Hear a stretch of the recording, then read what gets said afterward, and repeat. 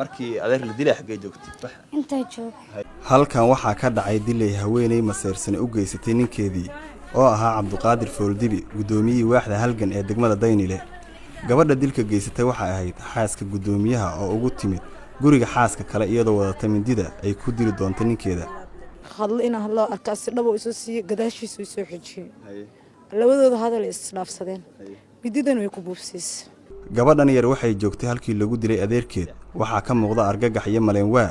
oo ku dhaliyay dilkii loo adeegsaday mindida oo ay goobjooga ka ahayd hooy intay joogta gudaha gashay naagtana soo fakfakatay way gelisay mindida marka adeer ma jiifo mise waa fadhiyo waa fadhiyo istagnay adiga markaas maxaa qabanaysa meeshaan tagnay gabar tirista haystay waa hurda ka soo kacay qeyladooda ku soo kacay adiga marka ma aragta adeero mindi ku jirto mise mindida markaas way ka baxday mindida dalaqi ka bixay way gelisay hore ka bixisay sidoo jeedaan halkani waa guriga deganaa ee gudoomiyihii waaxda halgan ee degmada Daynile Cabduqaadir Fooldibi halkan waa meesha uu ku dhacay oo maarta ku dhig baxay halkaas ayaa mindida looga soo dhuftay waa uu soo socday halkan ayaa ahayd meesha uu ku dalbaday gargaarka degdeg ah waxaana dhacdadani ahayd dhacdo xanuun badan oo deegaanka raadeerka saameyn weyn ku sameysay dadkuna hadal hayaan Fahma Axmed Maxamuud waa xaaska uu la joogay marka mindida lagu dilay gudoomiyaha Cabduqaadir waxay ka sheekeynaysaa siday wax u dhaceen sidoo ku dhacayna walaalo gabadhan albaabkay soo garaacday albaabka markay soo garaacdeen albaabka waa laga furay xeedada eedadiisa oo dhimatay eedadiisa dhimatay dhahday Cabduqaadirka uu joogay ahaan asigana banaanka markaas u soo baxay ma fahamtay bacdeed marka u soo baxana kulli ayaga ninaagis qabo waa ayaga hadal isdhaafsadeen ade hadal markay isdhaafsadeen aan hal mas'ala dhawlaale gurigan iyaga bax midida caadiga ah oo macnaha dilka loo isticmaalay ahayd sida dilka ah loo isticmaalo tooreyda ah midii way kala yeemana qudarta lagu jarjarta Soomaa midna dilka loogu isticmaalna waa mid caadi ah xoolaha lagu qashto caadi ah midna waa mid oo dadka lagu dilo oo la soo sameeyo tumaalada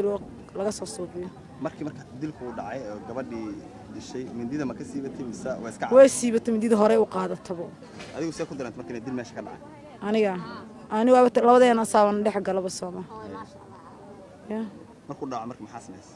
maxaa sameeyay waa qalqalaani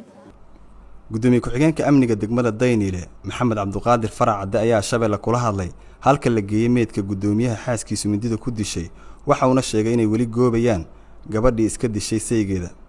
isqilaaf ka dhashay sida hadda xaaskiisu u dambeeyay warbixinta ka helnay asagii xaaskii labada xaas ay isqilaafeen asaguna uu kala celin galay ka bacdina ay ka dhalatay qof hubaysan ay ahayd hubkuna u qarsoonaay tooreyda waxa loo yaqaan ama armiga sidoo loo yaqaan badana Soomaalidu ay hubkaas u qarsoonay ay sideetay ka bacdina ay asay ku dhufatay gacantiisa ay tooreedii wadnaha uga dhufatay dhaawac ayuu noqday waxa loo qaaday isbitaal Digfeer ayuuna dhaawacii ugu geeriyooday annaga ka maamul ahaan isbitaalka ayaan ugu tagnay waan isqaybinay qaybna amnigana waxay qaateen inay raadiyaan qofkii filkaas geystay